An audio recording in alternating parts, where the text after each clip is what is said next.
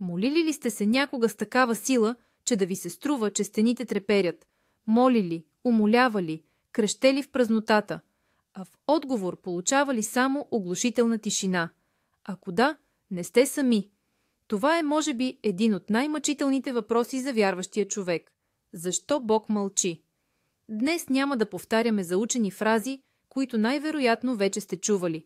Ще копнем по-дълбоко и ще поговорим за скритата причина на това мълчание.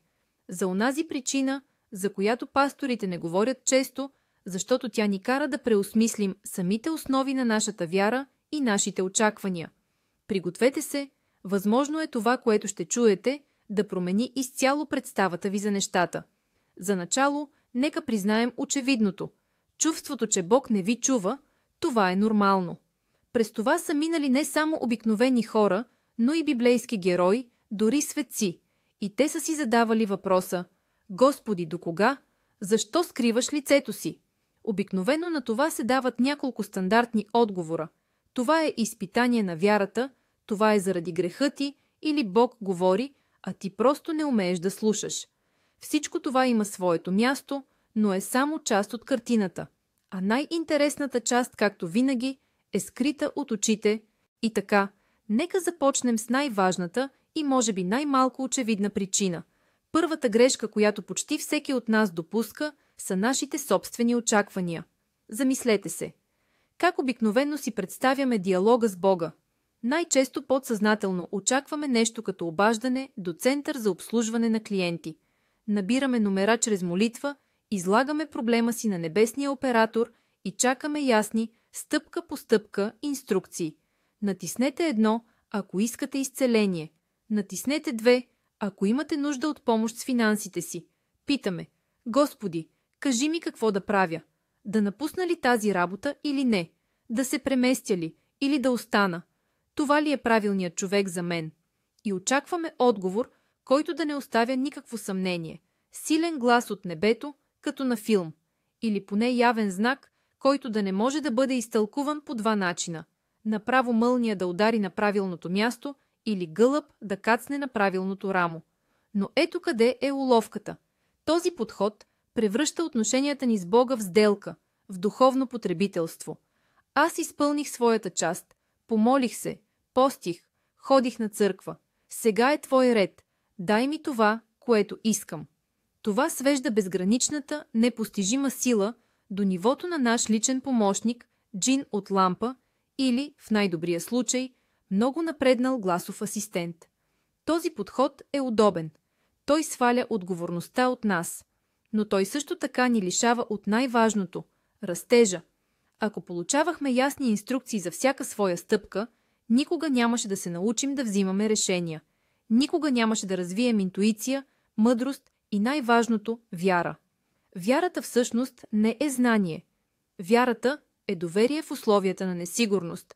И именно нашите погрешни очаквания ни карат да възприемаме тази спасителна несигурност като оглушително и празно мълчание. Добре, нека да преминем към втората идея, която проистича от първата. Ами ако Бог говори постоянно, но ние просто не разбираме Неговия език. Представете си, че сте пристигнали в чужда страна, без да знаете и дума на местния език. Ще се разхождате по улиците, ще виждате жестове, ще чувате реч, но за вас всичко това ще е просто фонов шум. Ще се чувствате самотни и изгубени, мислейки, че никой не иска да общува с вас. Въпреки че всъщност хората може би се опитват да ви помогнат, да ви подскажат нещо или просто да ви поздравят. Приблизително същото се случва и в отношенията ни с Бога. Ние очакваме Той да говори на нашия език. Езика на думите, логиката и преките указания. Свикнали сме да получаваме информация точно по този начин. Но езикът на Бога е много по-широк и многостранен. Той говори на езика на обстоятелствата. Онази случайна среща, която промени живота ви.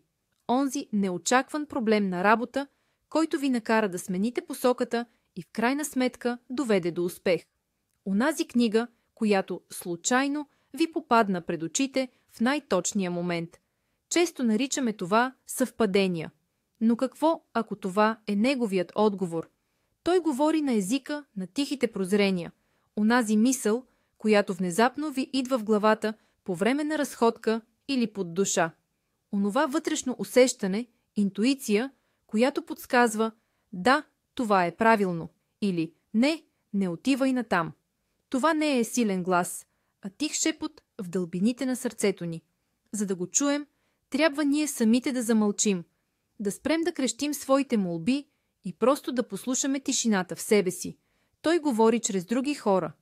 Понякога нужните думи на подкрепа или мъдър съвет идват оттам, откъдето най-малко очакваме, от приятел, колега или дори случайен минувач. Проблемът е, че ние не сме настроени на тази честота. Нашият вътрешен приемник е задръстен от шума на собствените ни желания, страхове и очаквания. Ние търсим чудото в гръмотевици и мълнии, а то идва с тихия полъх на вятъра. И докато не се научим да разпознаваме тези фини сигнали, винаги ще ни се струва, че Бог мълчи и ето, че стигаме до ядрото на нашата дискусия, до онази скрита причина, за която рядко се говори от амвона, защото е неудобна. Тя ни принуждава да съзреем. Идеята е проста, но изумителна.